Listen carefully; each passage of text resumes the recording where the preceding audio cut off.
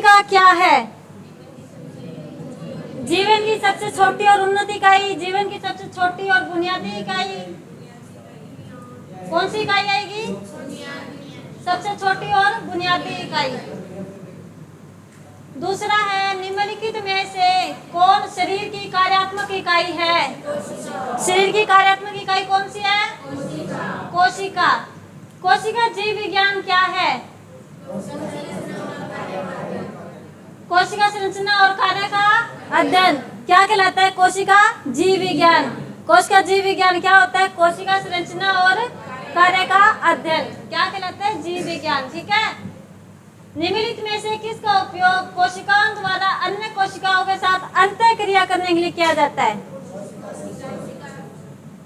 यानी एक कोशिका दूसरी क्रियाओं के साथ मतलब किसी तरह से उपयोग होकर काम करती है, तो वो किस तरह से करती है? उनको क्या बोलते हैं? कोशिका जंक्शन। क्या बोलते हैं उनको? कोशिका जंक्शन। कोशिका जंक्शन का उपयोग कोशिका द्वारा कुछ ऊतकों में से एक दूसरे के साथ बातचीत करने के लिए किया जाता है। ये कोशिका के विकास और कार्य के लिए बनाए गए स्थिर इंटरेक्शन है। ठीक है। निम्नलिखित में से किस प्रकार की कोशिकाओं में कोशिका जंक्शन प्रचुर मात्रा में होता है? उपकला कोशिका।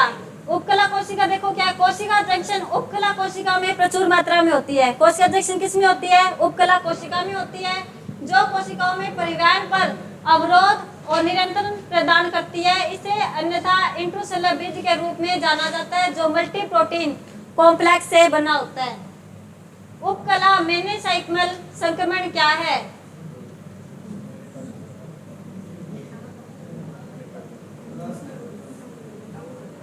उपकला मेसेंकाइमल संक्रमण कोशिकाओं की वह संपत्ति है जो आसमंजन खो देती है और प्रवास प्राप्त करती है। यह अंग किसी विकास में स्टेम कोशिकाओं के गोलता में अत्यधिक उपयोगी है।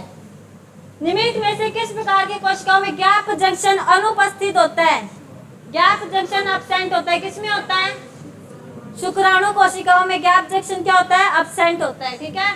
निम्नलिखित में से किस प्रकार की कोशिकाओं में साइटोप्लाज्मिक रेटिकुलम पाया जाता है? किसमें होता है? साइटोप्लाज्मिक रेटिकुलम किसमें मिलता है? मांसपेशी कोशिकाओं में। साइटोप्लाज्मिक रेटिकुलम किसमें मिलता है? मांसपेशी कोशिकाओं में। निम्नलिखित में से कौन सी भक्षक कोशिकाएं हैं?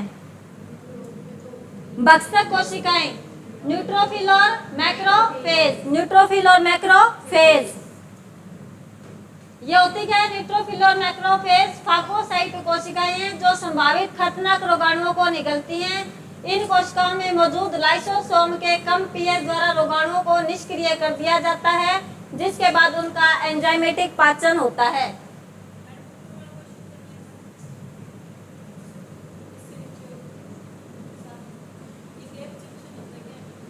गैप मतलब स्थान, स्पेस। वापस बैक करूं? एक बार आके कर ले, फिर दोबारा कर लेंगे, रिपीट करते तो है। निम्नलिखित में से कौन सी भक्षक कोशिकाएं हैं? न्यूट्रोफिल और मैक्रोफेज। निम्नलिखित में से किसे कोशिका का पावर हाउस कहा जाता है? माइटोकॉन्ड्रिया। ये 2-3 क्वेश्चन एक्स्ट्रा ही आ गए थे। निम्नलिखित में से कोशिका पावर हाउस किसे कहते हैं? माइटोकॉन्ड्रिया। माइटोकॉन्ड्रिया जिसे कोशिका का पावर हाउस कहते हैं। कोशिका के भीतर क्या होती है? ऊर्जा उत्पन्न वाले अंग होते हैं। माइटोकॉन्ड्रिया क्या करती है? एटीपी उत्पादन के लिए प्रमुख स्थल है। कोशिका श्वसन में महत्वपूर्ण भूमिका कौन निभाता है? माइटोकॉन्ड्रिया। कोशिका श्वसन में महत्वपूर्ण भूमिका कौन निभाता है? माइटोकॉन्ड्रिया। निम्नलिखित में से किसे कोशिका का आत्महत्या का थैला?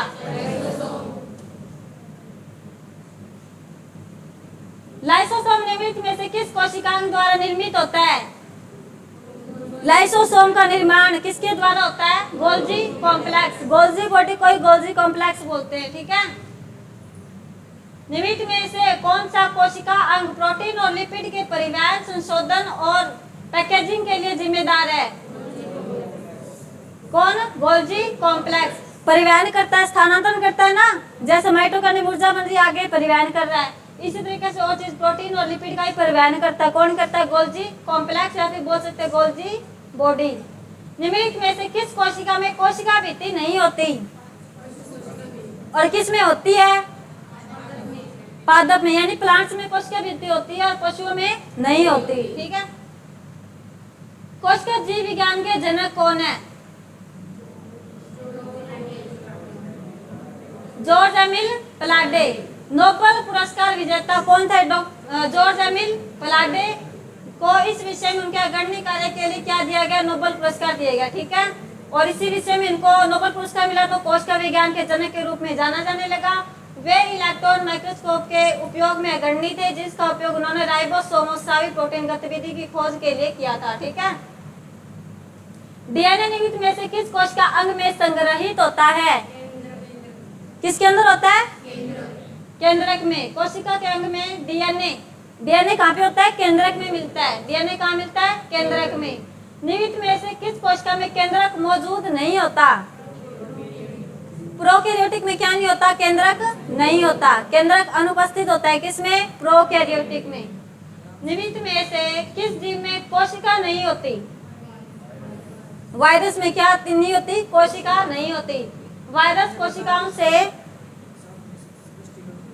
स्पष्टीकरण है नहीं, ये तो खुद ही पढ़ लेंगे।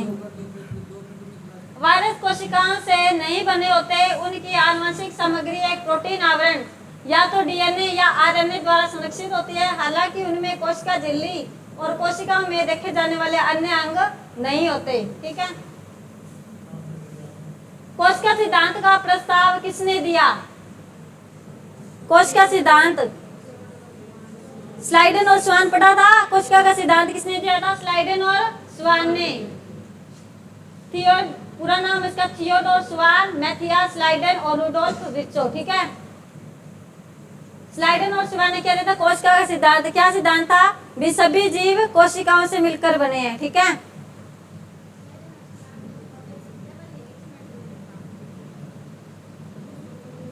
थियोडोर स्वान ने शास्त्रीय कोशिका परिकल्पना का प्रस्ताव रखा। इस परिकल्पना को 3 भागों में विभाजित किया गया। पहले भाग के अनुसार सभी जीव कोशिकाओं से बने होते हैं, ये सिद्धांत दिया था। दूसरे भाग के अनुसार कोशिकाएं जीवन की मूल इकाइयां हैं। ये खंड स्वान और मैथियास स्लाइडेन द्वारा प्राप्त निष्कर्ष पर आधारित थे। रुडोल्फ विर्चो ने ओमनी सेलुला ई सेलुला की घोषणा की, जिसमें दावा किया गया कोशिकाएं पहले से मौजूद कोशिकाओं से आती है जो गुणा हो गई थी, ठीक है। रुडोल्फ विर्चो ने यह कहा था कि पहले जो कोशिकाएं हैं उनसे आगे कोशिकाएं बनती है, ठीक है। और स्लाइडेन ने यह कहा था अभी हमारा शरीर कोशिकाओं से मिलकर बना है, ठीक है। आरएनए निम्नलिखित में से किस कोशिकांग में मौजूद है? राइबोसोम। आर तो मतलब ये होता है ना, राइबोसोम आरएनए। तंत्रिका तंत्र में शामिल है, तीनों आते हैं। मस्तिष्क आता है, स्प्लीन आती है और रीढ़ की हड्डी। तंत्रिका तंत्र में क्या आते हैं? मस्तिष्क, स्प्लीन और रीढ़ की हड्डी। तंत्रिकाओं के साथ मस्तिष्क और रीढ़ की हड्डी तंत्रिका तंत्र प्रणाली का गठन करते हैं। सेरिबेलम के बारे में निम्नलिखित में से कौन सा कथन सही है?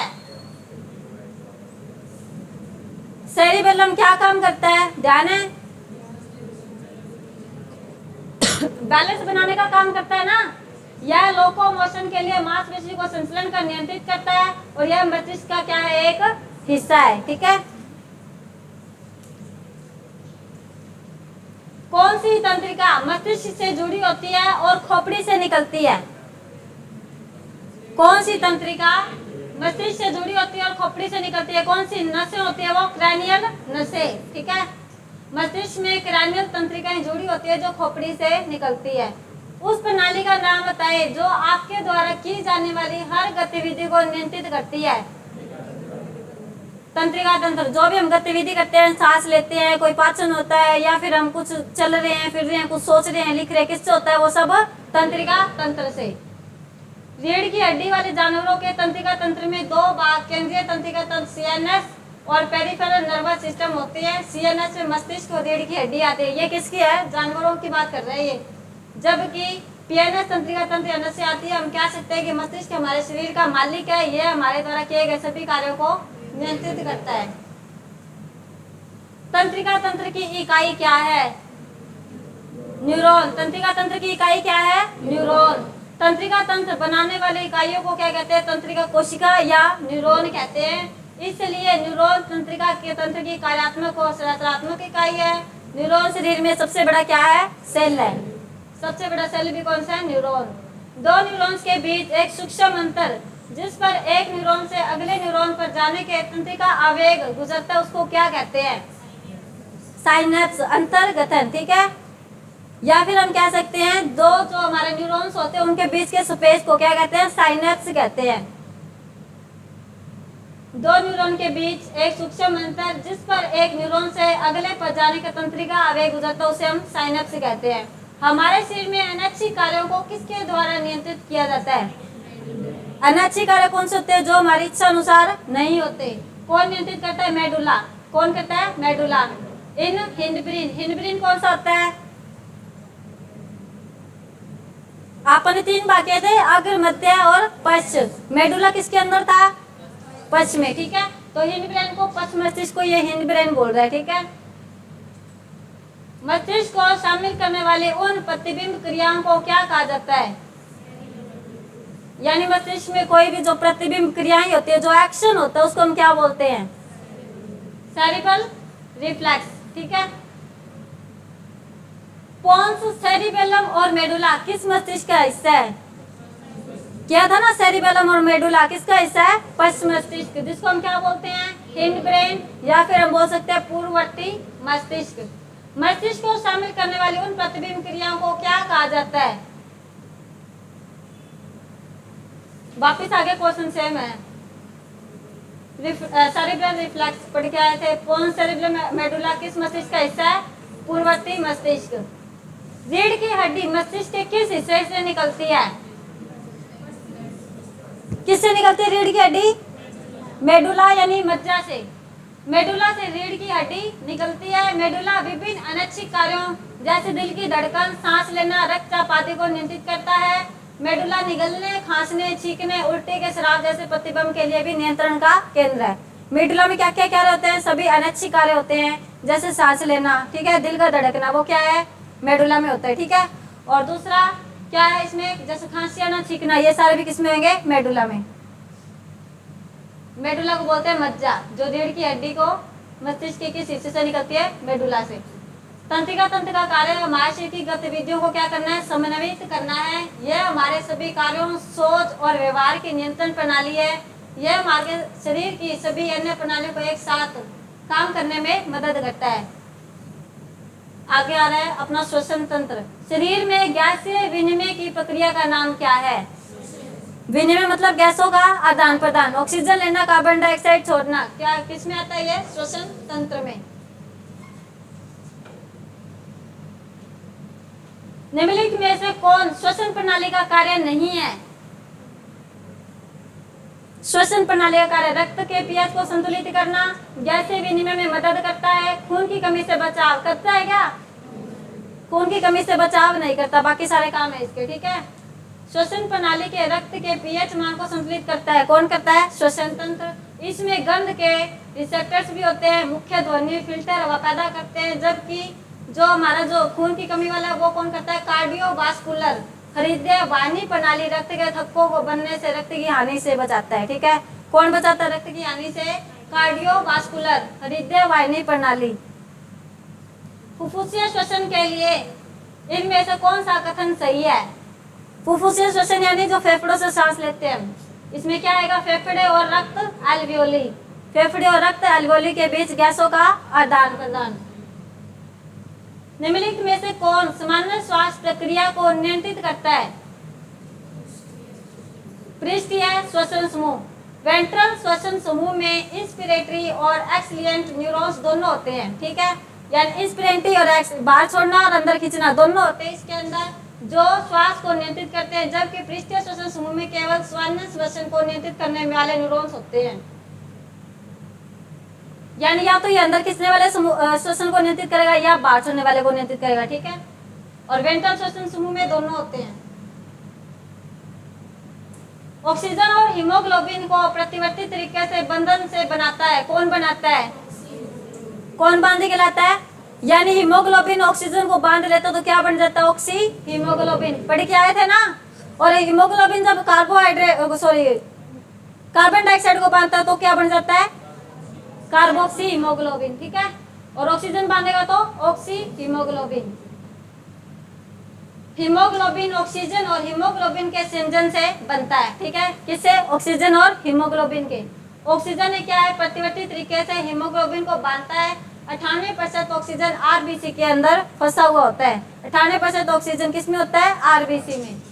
आरबीसी किस में होता है? हीमोग्लोबिन में, ठीक है। 50% संतृप्ति देने के लिए हीमोग्लोबिन में कितने ऑक्सीजन अणु होते हैं? 50% देने के लिए कितने अणु होते हैं? और 100 हो जाए तो 4, ठीक है। हीमोग्लोबिन अधिकतम कितने ऑक्सीजन अणु के साथ बनता है? 4। इसलिए 50% के लिए क्या हो जाएगा? केवल 2 अणु, ठीक है।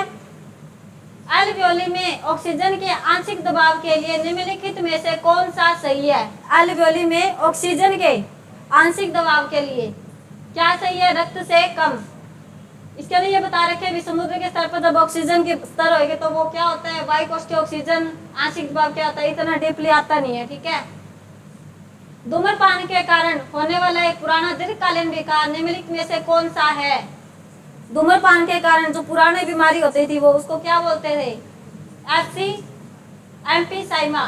एम्फीसाइमा क्या है? एक फेफड़ों की स्थिति है जो सांस की तकलीफ का कारण बनती है।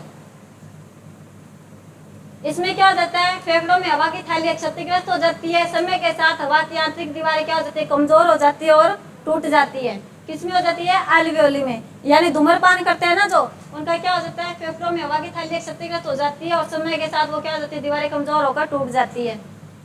निम्नलिखित में से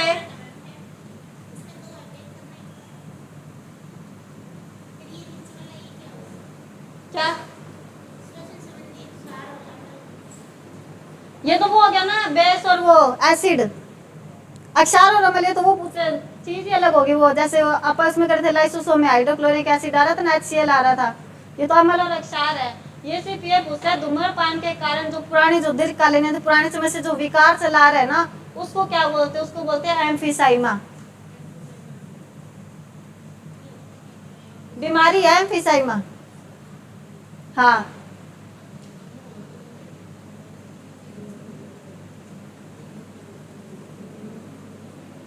निम्नलिखित में से कौन सा अंग केवल ऑक्सीजन युक्त रक्त प्रदान करता है? कौन प्रदान करता है? जिसमें सिर्फ ऑक्सीजन युक्त रक्त होता है। किसमें होता है? प्लिया में। फेफड़े में तो ऑक्सीजन जो है मिलती है खून के अंदर, ठीक है। और प्लिया के अंदर क्या होता है? ऑक्सीजन युक्त रक्त रहता है। निम्नलिखित में से कौन सी झिल्ली फेफड़ों को घेरती है? फुफ्फुस झिल्लिका। फेफड़ों को घेरने वाली झिल्ली कौन सी होती है? फुफ्फुस झिल्लिका। फुफ्फुस झिल्ली कैसी होती है? पतली, नम और फिसलन वाली होती है। इसमें 2 परतें होती हैं, बाहरी और पार्श्विक। फुफ्फुस पसली पिंजरे और डायफ्राम के अंदर लाइनों में होती है, जबकि आंतरिक आंत या फुफ्फुसीय परत फेफड़ों को कवर करती है। 2 परतों के बीच आंतरिक प्लूरल जगह होती है। यानी जो फेफड़ों के ऊपर जो झिल्ली लगी होती है उसको हम बोलते हैं, प्लूरल भी बोल रहे थे, या फिर उसको हम बोल रहे हैं फुफ्फुस झिल्ली का, ठीक है। आमतौर पर झिल्ली द्वारा द्रव स्रावित होता है। मस्तिष्क के निम्नलिखित भागों में से कौन सा श्वसन प्रक्रिया को नियंत्रित करता है? श्वसन प्रक्रिया किसमें नियंत्रित होती है? मेडुला ओब्लोंगेटा में। एल्वियोली में गैसीय विनिमय एक प्रकार का क्या है? यानी गैस का आदान प्रदान क्या कहलाता है? साधारण विसरण। गैसों का आदान प्रदान क्या कहलाता है? साधारण विसरण। ऊतकों में पैदा होने वाले अधिकांश कार्बन डाइऑक्साइड को फेफड़ों में ले जाया जाता है। किसके द्वारा ले जाया जाता है? क्या करता है? कार्बन डाइऑक्साइड रक्त में ऊतक से फेफड़ों तक 3 तरीकों से पहुंचाया जाता है। यानी कार्बन डाइऑक्साइड, हम ऑक्सीजन ले रहे थे, बाद में कार्बन डाइऑक्साइड छोड़ रहे हैं, वो 3 तरीकों से छोड़ सकते हैं हम। विलयन में घुलकर, यानी भी कोई हमारे अंदर जैसे जल है या कुछ और भी है, हाइड्रोजन जो भी, उसके साथ घुलकर हम कार्बन डाइऑक्साइड छोड़ रहे हैं। एक अपन रक्त के साथ बांध रहे थे, रक्त भी विलयन ही है ना, रक्त में हाइड्रोजन बन रहा था, बाद में एल्वियोली से बाहर आ रहा था। उसके बाद क्या? कार्बोक्सी अम्ल के रूप में पानी के साथ बफर होकर या फिर प्रोटीन से, विशेषकर हीमोग्लोबिन से लगभग 75% कार्बन डाइऑक्साइड लाल रक्त कोशिका में 25% प्लाज्मा में परिवहन होता है, ठीक है। यही वही बता रहे हैं, हीमोग्लोबिन के अंदर कार्बन डाइऑक्साइड वो अपने को अंदर बांध लेती है, फिर वो बन रहा था कार्बोक्सी हीमोग्लोबिन, वापस एल्वियोली को लाके दे रहा था, और फिर वो क्या था? कार्बन डाइऑक्साइड को बाहर निकाल रहा था जब हम बाहर छोड़ रहे थे सांस को, ठीक है। लाइनिंग जो कि शिराओं के रक्त से फेफड़ों में अलग अलग हवा समाहित करती है, क्या कहलाती है? लाइनिंग जो कि शिराओं के रक्त से फेफड़ों में अलग अलग हवा समाहित करती है, वो क्या कहलाती है? स्क्वैमस, एपिथेलियम और एंडोथेलियम। एल्वियोली की दीवार कैसी होती है? पतली होती है। इसमें रक्त कोशिकाओं का एक समृद्ध नेटवर्क होता है। एल्वियोलर कोशिका झिल्ली में मुख्य रूप से स्क्वैमस, एपिथेलियम बेसमेंट झिल्ली और कोशिका एंडोथेलियम होते हैं। यानी इसके बीच में जो हवा को ऑक्सीजन जा रही है, कार्बन डाइऑक्साइड बाहर निकल रही है, अलग अलग काम हो रहा है ना, तो उसके बीच में वो लाइन जो बन रही है उसको हम बोल रहे हैं एपिथेलियम बेसमेंट या फिर कोशिका एंडोथेलियम। उच्च ऊंचाई पर रहने वाले व्यक्ति के रक्त में मौजूद आरबीसी, यानी कोई व्यक्ति जब ऊंचाई पर जाता है तो उसकी आरबीसी में क्या होती है? आकार में वृद्धि होती है या संख्या में वृद्धि होती है। ठीक है। किस अंग में बहिर्गमन जैसी उंगली होती है जिसे विल्ली कहा जाता है? उंगली जैसी संरचना होती है, किसमें होती है? छोटी आंत में।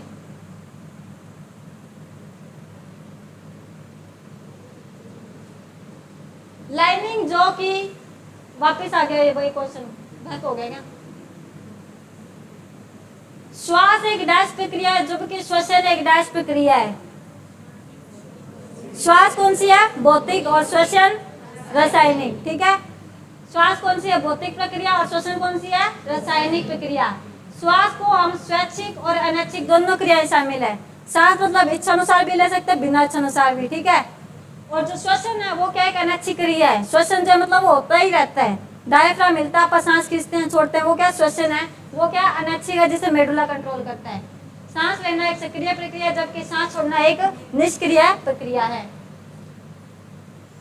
हवा की अनुपस्थिति में श्वसन करने वाले जीवों को डैश कहा जाता है, यानी हवा उपस्थित नहीं है वहां पे, बिना हवा के भी आप वो सांस ले रहे हैं, उसको हम बोलते हैं अवायु जीवी। एक जीव जो हवा की अनुपस्थिति में भी श्वसन कर सकता है, यानी अगर हवा नहीं है तो भी वो सांस ले सकता है, वह कौन है? टैपवार्म। कौन है वो? टैपवार्म। इस तरह के श्वसन को अवायवीय श्वसन कहा जाता है, यानी बिना हवा के सांस लेना क्या कहलाता है? अवायवीय श्वसन। टैपवार्म अवायवीय श्वसन का उपयोग करते हैं जो ऑक्सीजन की अनुपस्थिति में शर्करा से लैक्टिक एसिड या इथेनॉल तक टूट जाता है और ऊर्जा की मात्रा कम मात्रा में पैदा करता है। ठीक है। जो बिना हवा के भी सांस ले लेता वो कौन था? टैपवार्म। ठीक है। एक बार और तुम पढ़ोगे ना घर जाके, फिर याद हो जाएगा।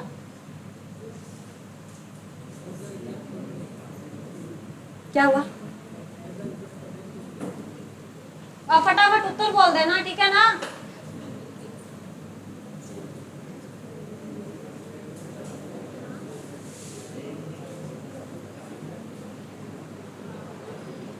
कोशिका क्या है? जीवन की सबसे छोटी और बुनियादी इकाई। निम्नलिखित में से कौन शरीर की कार्यात्मक इकाई है? कोशिका जीव विज्ञान क्या है? कोशिका संरचना और कार्य का अध्ययन। निम्नलिखित में से किसका उपयोग कोशिकाओं द्वारा अन्य कोशिकाओं के अंतःक्रिया के लिए किया जाता है? कोशिका जंक्शन। निम्नलिखित में से किस प्रकार की कोशिकाओं में कोशिका जंक्शन प्रचुर मात्रा में होता है? प्रचुर मात्रा में क्या होता है? उपकला कोशिकाएं। सबसे पहले क्या है? निम्नलिखित में से उपयोग कोशिकाओं द्वारा अन्य कोशिकाओं के साथ, यानी एक कोशिका का अन्य कोशिकाओं के साथ उपयोग करके अगर कोई भी कार्य किया जाता है उसको हम बोलते हैं कोशिका जंक्शन, यानी एक उनका ग्रुप बन गया, उसको हम क्या बोलेंगे? कोशिका जंक्शन।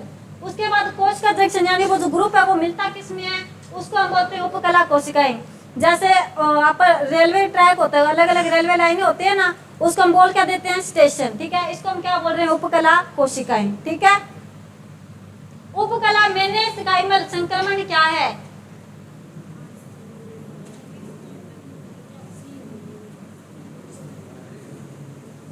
उपकला मेसेंकाइमल संक्रमण क्या है? कोशिका की एक संपत्ति है जो क्या देती है? आसमंजन खो देती है, यानी वो एक एंजाइम स्रावित करती है, इस वजह से वो एंजाइम को स्रावित करना छोड़ देती है, ऊतक जो उसके खराब हो जाते हैं सिस्टम। ठीक है। उसको हम संक्रमण बोलते हैं। निम्नलिखित में से किस प्रकार की कोशिकाओं में गैप जंक्शन, गैप का मतलब स्थान होता है, किसमें होता है? किसमें नहीं होता? अनुपस्थित। ये पूछ रहा है गैप जंक्शन अनुपस्थित होते हैं किसमें? शुक्राणु कोशिकाओं में। निम्नलिखित में से किस प्रकार की कोशिकाओं में सार्कोप्लाज्मिक रेटिकुलम पाया जाता है? सार्कोप्लाज्म रेटिकुलम मांसपेशी कोशिकाओं में पाया जाता है। निम्नलिखित में से कौन सी बच्चे कोशिकाएं हैं? न्यूट्रोफिल और मैक्रोफेज। निम्नलिखित में से किसे कोशिका का पावर हाउस कहते हैं? आत्महत्या का थैला कहा जाता है।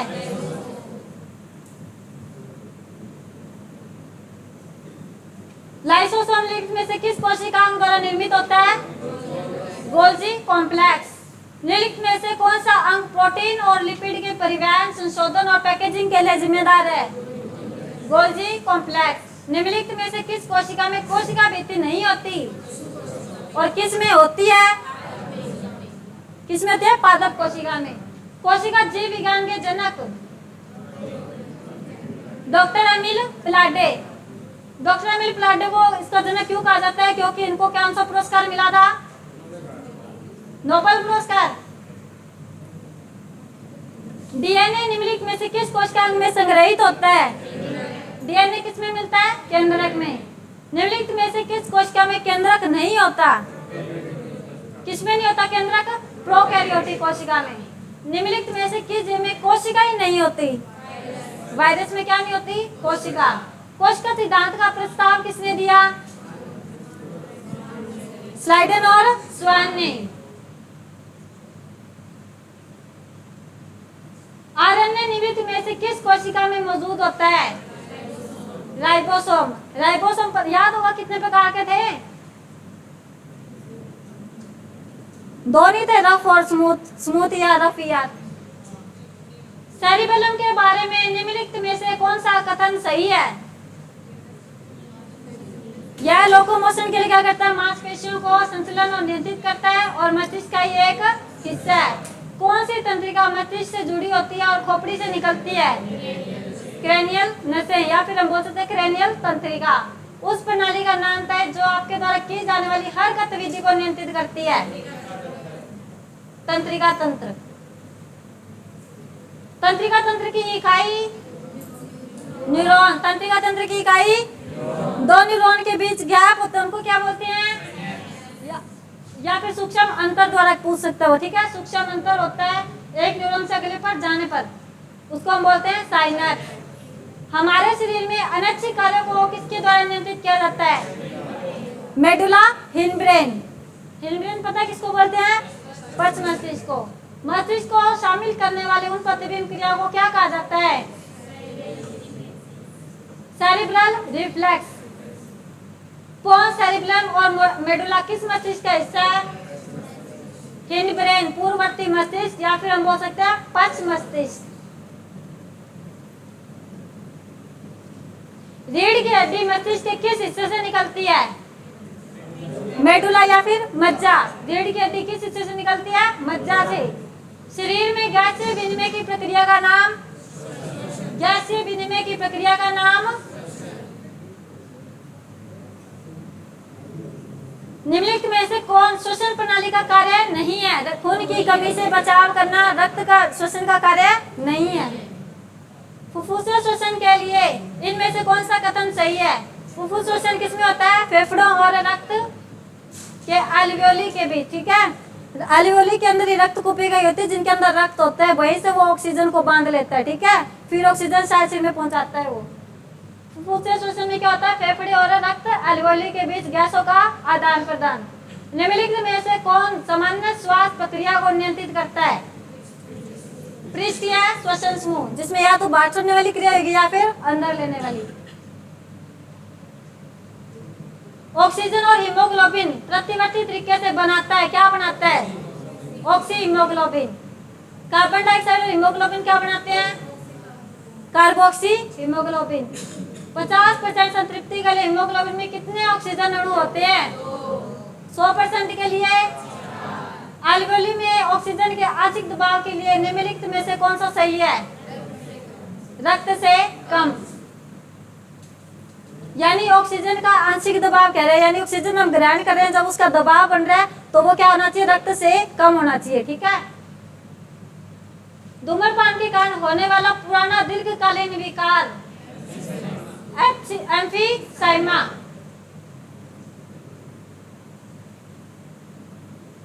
निम्नलिखित में से कौन सा अंग केवल ऑक्सीजन युक्त रक्त प्राप्त करता है? प्लिया, प्लिया में कौन सा रक्त होता है? सिर्फ ऑक्सीकृत रक्त। निम्नलिखित में से कौन सी झिल्ली फेफड़ों को घेरती है? फेफड़ों को कौन सी झिल्ली घेरती है? फुफ्फुस झिल्ली का। मस्तिष्क में निम्नलिखित भागों में से कौन सा श्वसन प्रक्रिया वो नियंत्रित करता है? Medulla oblongata. एल्वियोली फेफड़ों में गैस विनिमय का एक प्रकार है, क्या है? साधारण विसरण। ऑक्सीजन लेना, कार्बन डाइऑक्साइड छोड़ना, क्या है? एक साधारण विसरण।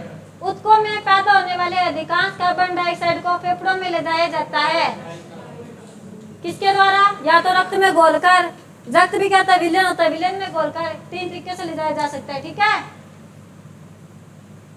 बाइकार्बोनेट क्या बोलते हैं जिसको आपका।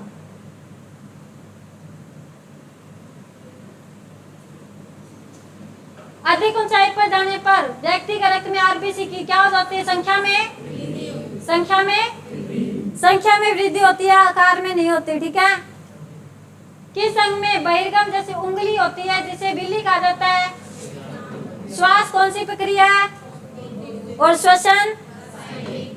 हवा की अनुपस्थिति में श्वसन करने वाले जीवों कहते हैं अवायु जीवी, यानी जो बिना हवा के भी सांस ले सकते हैं, ठीक है। अब व्हाट्सएप पे कर देंगे, पढ़ लेने।